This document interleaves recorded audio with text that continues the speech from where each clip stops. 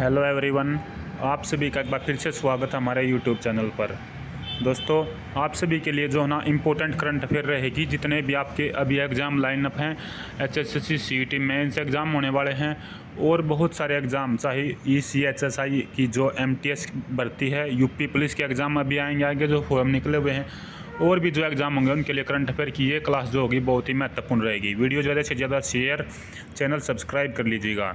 चलिए शुरू करते हैं सिलसिला।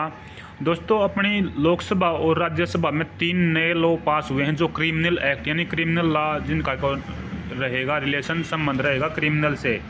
इसमें सबसे पहला दोस्तों भारतीय न्याय द्वितीय संहिता 2023 का ये एक्ट पास हुआ है। दूसरा भारतीय नागरिक सुरक्षा द्वितीय संहिता 2023 एक्ट पास हुआ है और भारतीय साक्ष्य द्वितीयक विधेयक 2023 इसमें पास हुआ। तो 3 नए क्रिमिनल लॉ एक्ट पास हुए हैं दोस्तों। इनके बारे में देख लेते। देखिए, दूरसंचार जो विधेयक 2023 जो पारित किया गया उसमें किसी और की आईडी पर सिम लेने पर 3 साल की सजा होगी, जिसे हम दोस्तों फ्रॉड आईडी नंबर बोलते हैं, फ्रॉड आईडी सिम बोलते हैं। तो ये दिया गया 3 पहलुओं पर। लोकसभा ने दूरसंचार विधेयक 2023 को पास कर दिया गया। इसमें दूरसंचार सेवाओं नेटवर्क के विकास, विस्तार और संचालन से संबंधित कानून में संशोधन किया गया है। टेलीकॉम कंपनियों के उपयोगकर्ता का सत्यापन बायोमेट्रिक आधारित पहचान के माध्यम से करना जरूरी होगा। केंद्र सरकार ने दूरसंचार सेवाओं पर पाबंदी और अधिक सुरक्षा उपाय अब निर्धारित करेगी। 3 पहलुओं पर बनेंगे प्राधिकरण से जुड़े लाइसेंस। अब तक प्राधिकरण के लिए लगभग 100 तरीके के लाइसेंस बनाने पड़ते हैं। सिर्फ अब 3 पहलू दूरसंचार सेवाएं देने, नेटवर्क का संचालन और विस्तार करने और रेडियो उपकरण रखने के लिए केंद्र सरकार से लाइसेंस बनाना जो ना वो होगा। मौजूदा लाइसेंस पर जिन निश्चित वैधता की अवधि दी गई है वह उस समय तक वैध है और अन्य लाइसेंस जारी करने से वे जो ना 5 साल के लिए वैध रहेंगे, यानी 5 साल के बाद आपको दोबारा बनवाना पड़ेगा। उसके बाद धोखाधड़ी से सिम लेने पर 3 साल की जेल है। ये उपभोक्ताओं का अनचाहे जो ना काल संदेश से बचाने के लिए, जो एक तरीके से यही है कि मेन सिस्टम फ्रॉड से बचाने के लिए, जो फ्रॉड आईडी नंबर लेने के बाद जो भी फ्रॉड करता, चाहे वो किसी भी प्रकार का फ्रॉड हो या केस वगैरह हो, उससे बचाने के लिए भी ये किया गया है। अगला केंद्र सरकार की सेवाओं के मानक मूल्यांकन जो है वह तय करे हैं इसमें। अगला दोस्तों स्पेक्ट्रम द्वारा जो नीलामी के आवंटन है वो आवंटन जो किया जाएगा, इसमें जो ना सुरक्षा और रक्षा, आपदा प्रबंधन से लेकर बचाव तक के उपाय इसमें किए गए हैं। उसके बाद अगला है OTT ऐप शामिल इसमें नहीं है। व्हाट्सएप और टेलीग्राम जैसी दूरसंचार सेवा प्रदाता जो ना इनको राहत दी है, इनको इसमें शामिल नहीं किया गया है। नियम तोड़ने पर होगा 5 करोड़ तक का जुर्माना, यानी कि कोई भी कंपनी वगैरह, कोई भी अथॉरिटी नियम को तोड़ती है तो उन पर 5 करोड़ तक का जुर्माना जो वो लगाया जाएगा। उसके बाद बात कर लेते हैं, ये भी मोस्ट इंपॉर्टेंट दोस्तों यहाँ से है, साहित्य अकादमी जो पुरस्कार हैं, जो प्राइज हैं 2023 के, उनका जिक्र दोस्तों हम करते हैं। साहित्य अकादमी ने 24 भाषाओं में अपने वार्षिक जो साहित्य अकादमी पुरस्कार हैं उनकी घोषणा कर दी गई है। इनमें प्रमुख पुरस्कार जो दिए गए हैं उनका जिक्र कर लेते हैं। सबसे पहले संजीव को मिला दोस्तों हिंदी के लिए। इनका उपन्यास है मुझे पहचानो उपन्यास हिंदी के लिए मिला संजीव को। उसके बाद अगला है नीलम शरण गौड़ साहित्य अकादमी में दोस्तों संजीव को मिला हिंदी उपन्यास के लिए। इनका उपन्यास मुझे पहचानो। नीलम शरण गौड़ उनको मिला दोस्तों अंग्रेजी के उपन्यास के लिए। नीलम शरण जो गौड़ है, इनका अंग्रेजी पुरस्कार जो उपन्यास है अंग्रेजी का मिला है। उपन्यास इनका है रेक्यूम इन राग जानकी के लिए मिला है नीलम शरण गौड़ को। अगला है सदीका नवाब शहर, इसके नाम से आपको पता चल गया होगा दोस्तों। इनको किसके लिए मिला है? उर्दू के लिए, उर्दू साहित्य के लिए इनको मिला है और इनका उपन्यास है राजदेव की अमराई के लिए इनको यह प्राइज़ जो है वो दिया गया है।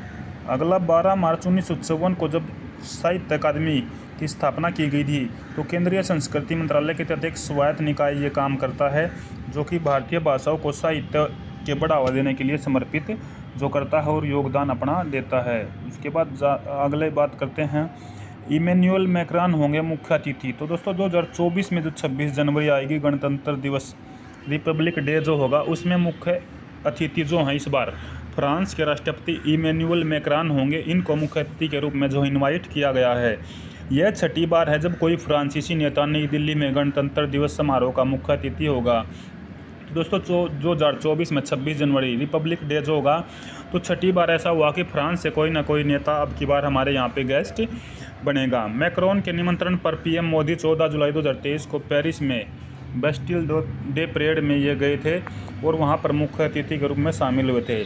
इस वर्ष 2023 में भारत और फ्रांस रणनीतिक साझेदारियों की 25वीं वर्षगांठ भी मना रहे हैं। तो इमैनुअल मैक्रॉन 26 जनवरी रिपब्लिक डे पर मुख्य अतिथि होंगे।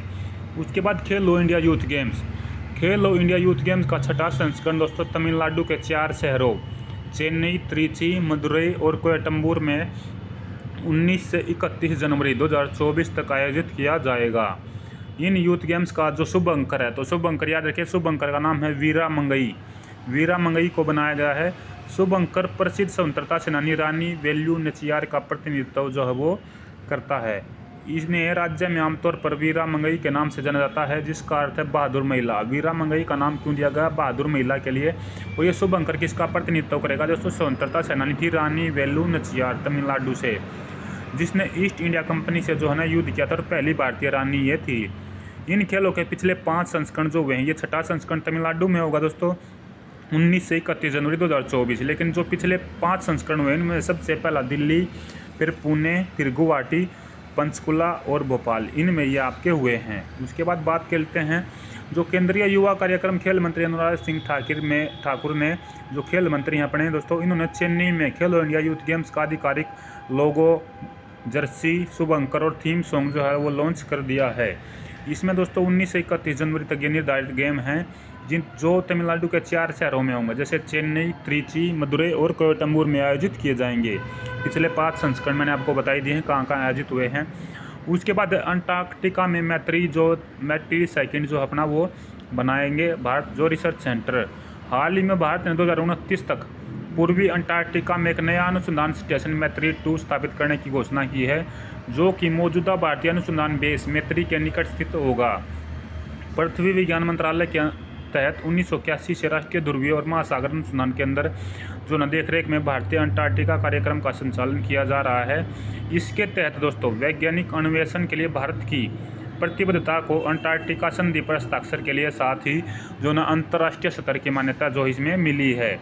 इसमें दोस्तों भारत ने जब इस अंटार्कटिका में भारत के अनुसंधान बेस की स्थापना हुई थी, जिसमें 1983 में दक्षिण गंगोत्री और 1989 में मैत्री शामिल हैं, जो कि 2 थे। अब ये तीसरा जो शामिल किया जाएगा उसका नाम रहेगा जो ना स्टेशन मैत्री 2। इसमें अनुसंधान स्टेशन मैत्री 2 अंटार्कटिका में ये होगा। और भारत का अंटार्कटिका में सबसे नवीनतम अनुसंधान बेस जो बनाया गया अभी भारतीय है, जिसे लाइसमैन हिल्स के नाम से जाना जाता है और 2012 में ये चालू किया गया था। तो जो नवीनतम अभी बना हुआ दोस्तों जो काम कर रहा है वो भारतीय है, इसे लाइसमैन हिल्स के नाम से जाना जाता है। इससे पहले 2 थे, दक्षिण गंगोत्री और मैत्री।